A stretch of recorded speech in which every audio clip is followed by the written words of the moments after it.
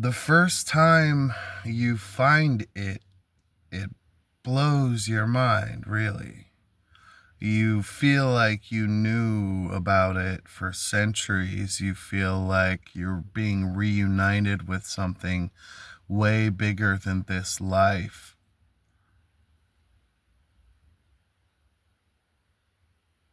It really blows your mind, and there's no words to describe it, and there's no word for it other than the word it. And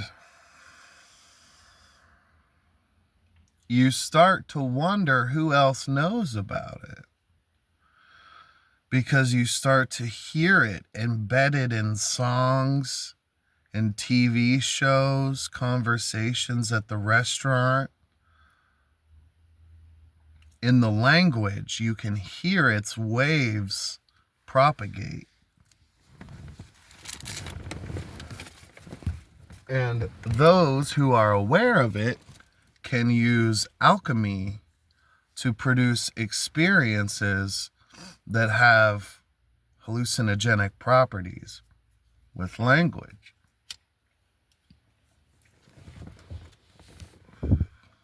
Basically, the soup of life at the beginning of universal development, which is always happening. Something about the fractal nature of reality leads me to believe in the constant development of all things on a level, at least. Nothing within this 14 billion years surrounding us isn't moving. Everything has heat, and there's constant communication between this and that. And so when space was created, what had happened was a little tiny dot started spinning, started moving up and down, started vibrating, woke up, and realized that it was a circle and that it could see itself as a dot, a sphere rather, surrounding this dot. And then it looked and spun 90 degrees and looked outward. Now, what is on the other side of this? Hyper machines created by cascades of colors that interlap within each other. Infinite field of stillness that consciousness comes to propagate and exist outside of physical worlds. Basically,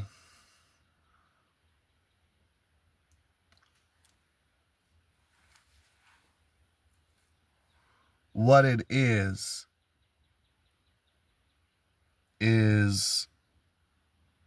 the source of all things that exist. And it will exist regardless of what human beings do to this planet. But I think it would be nice if more people thought about it and cared about it and cared about their actions and how they affect nature. Because things happen in patterns within themselves. Every 1 year, this circle happens on the planet Earth. And the planet also moves 1 degree, give or take. And this give or take is due to the fact that the sun is actually moving. So Earth is not really circling the sun, it's spiraling the sun.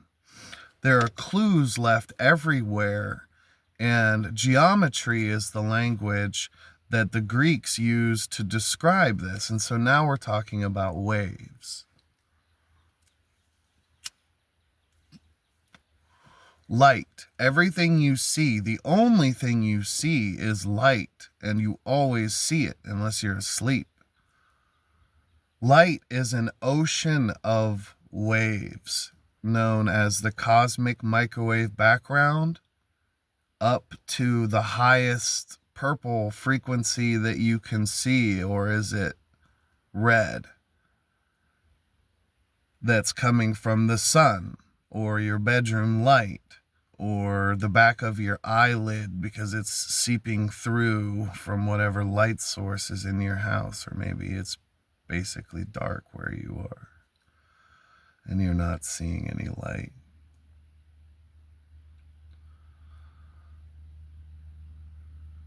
Waves happen in the parts where they make sense to happen. Constructive interference, if you look at patterns of different kinds of interference, what you have is structured, symbolic, mandalic looking patterns that come to be with things like frequencies, like 440. Well, things fit within each other. So what is 440 taken down by a power of 10? You would say 44. Where is the number 44 significant? Because there are clues everywhere. You know what I'm saying? So you can take the square, it's a 4-sided thing, and then you've got access to the 90 degrees.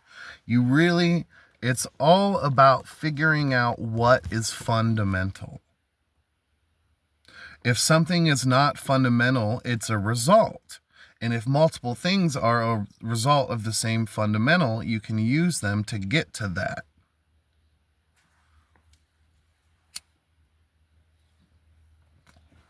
So where you look at the 90-degree angle is where the number 44 is important, and that is in the arc of the spiraling of the earth. You know what I mean? Because every 24 hours, it spins around on itself once.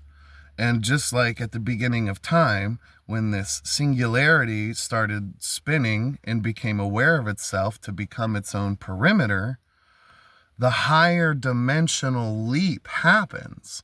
Just like when you become self-aware when you're talking or something and you accidentally poke yourself with your foot. You can feel it. You can sense the awareness.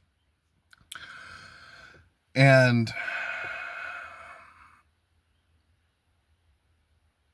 wave interference patterns are proof that life is real and that the universe is alive, and that it's showing us this through sound and through leaves on trees, and it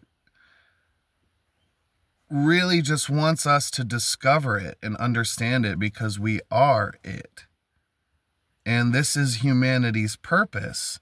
And we've strayed so far from this that the planet is now on the actual brink of destruction. And I can't do anything about that. And so I focus on things that I can use, like that I've been talking about, to try to help people.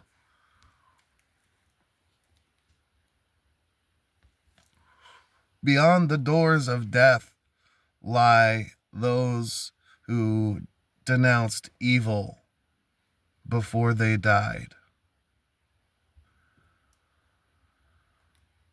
And it's a beautiful place that you can see if you know how to see it. But it's not the end. It's seriously so obvious to me, and I don't want it to sound like I'm just trying to convince somebody or convince myself, but I was the most logical person who never believed in any kind of spirituality or anything like that, and I saw reality in such a clear way and could describe anything my whole life. I had been able to do that. But then I started thinking about things and meeting people who were talking about weird things that made me have these internal experiences. And I started exploring consciousness and watching videos of people, and it really clicks.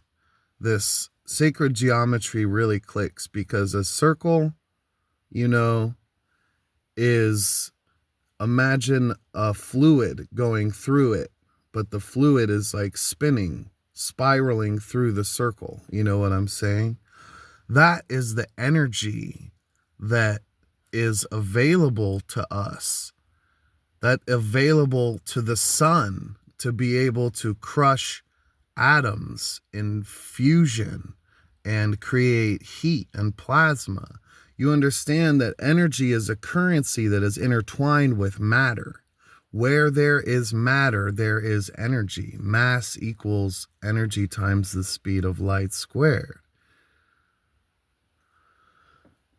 Therefore, even moving your arm or using your voice or opening your eyes or thinking about something is an exchange of currency known as energy. When you eat food, you gain this energy and your body stores it, and you can use it in any way that's physically possible.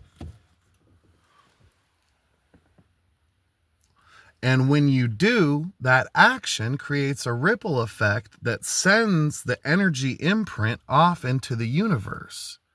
And it's a big recycling machine that goes from the land of the living to the land of the dead. Now, here's the problem. The universe might actually be 500 billion years old, or even way like it might be on a cycle of 500 billion years. And there might be a positioning in like 50 billion years where there's no separation between the land of the dead and the land of the living. There's no paradigm of death at all. And we might be transitioning into that. And it's really fucking scary, because humanity might not survive it. Terrence McKenna used to talk about this, called a thing called the time wave. And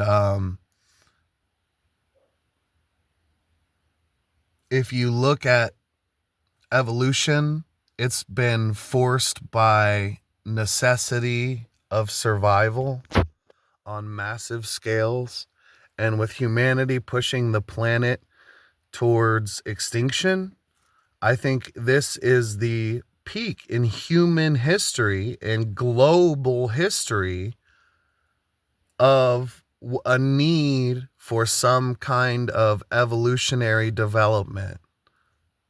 Otherwise, it will all have been for naught.